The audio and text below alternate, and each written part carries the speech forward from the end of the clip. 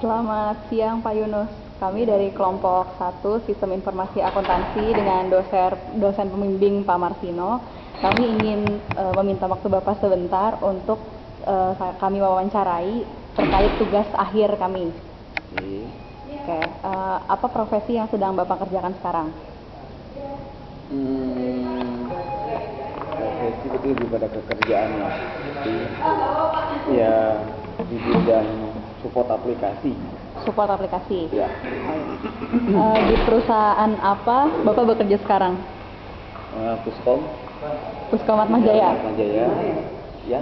Dan dapatkah Bapak ceritakan secara singkat latar belakang perusahaan tempat Bapak bekerja? kita di institusi pendidikan ya Pak itu di Puskom itu di bidang IT-nya. Bidang IT. Ya. Oke. Bagaimana awal mula Bapak memulai profesi yang sekarang dikerjakan? Dari tahun berapa kira-kira? 2004. Pada Dari saat itu tahun 2004. sampai sekarang. Terus sampai sekarang. Karena ya kami ngembangin sistem online-nya untuk Atmajaya. Apa saja job description dari profesi Bapak? Kami membantu orang-orang yang kesulitan di bidang aplikasi, entah aplikasi akademik, keuangan maupun SDM, lalu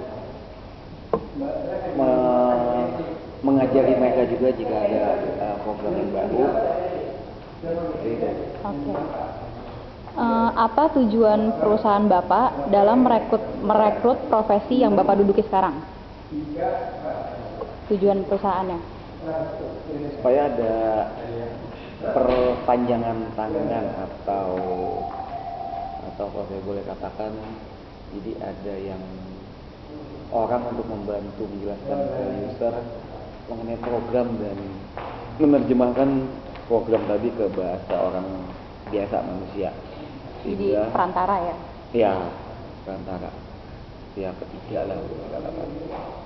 Lalu manfaat role profesi Bapak dalam perusahaan itu apa? Manfaat role dari role-nya sekarang profesi Bapak? Karena ya sebenarnya yang tadi saya katakan juga role-nya itu ya saya dan tim ya membantu di antara Puskom dengan user untuk berkomunikasi mengenai apa yang mereka inginkan akan nantinya jadi aplikasinya.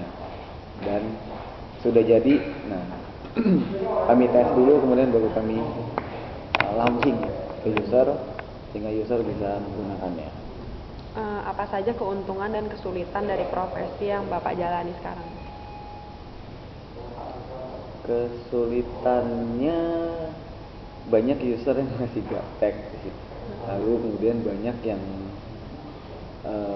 belum mau berubah, jadi masih pola pikirnya masih jadul lah gitu lah. Kalau keuntungannya Pak? Keuntungannya kita bisa sebenarnya sih lebih kenal banyak orang, terus tahu sifat karakter mereka masing-masing dan pendekatan personal yang lebih banyak dilakukan daripada pendekatan yang lainnya, sehingga itu bisa lebih berjalan daripada hanya sekedar kasih pelatihan terus kemudian juga mereka coba tanpa ada orang yang mau bantu mereka kalau ada kesulitannya. Lalu dalam pekerjaan Bapak, apakah membuat flowchart dan DFD? Ya. Bapak bikin? Ya. Jika ya, bagaimana cara mengaplikasikannya? Mengaplikasikannya maksudnya sebelum jadinya program berarti ya. Pertama kali kita ketemu usernya dulu yang menginginkan sebuah program, kemudian usernya cerita. Dari user cerita ya saya membuat gambaran kasar untuk flowchart dan DFD-nya. Baru nanti setelah itu jadi, saya bawa ke dalam Puskom, kemudian saya rumuskan bersama-sama dengan tim yang ada di dalam Puskom, sehingga nanti bisa dilempar ke programmer dan programmer membuat berdasarkan flow dan DFD yang sudah kita susun tadi bersama. Ada pengalaman menarik gak sih Pak dari pekerjaan Bapak sekarang? Pengalaman menarik yaitu pada saat bikin flow dan DFD-nya itu flowchart dan DFD-nya itu sangat menantang karena user yang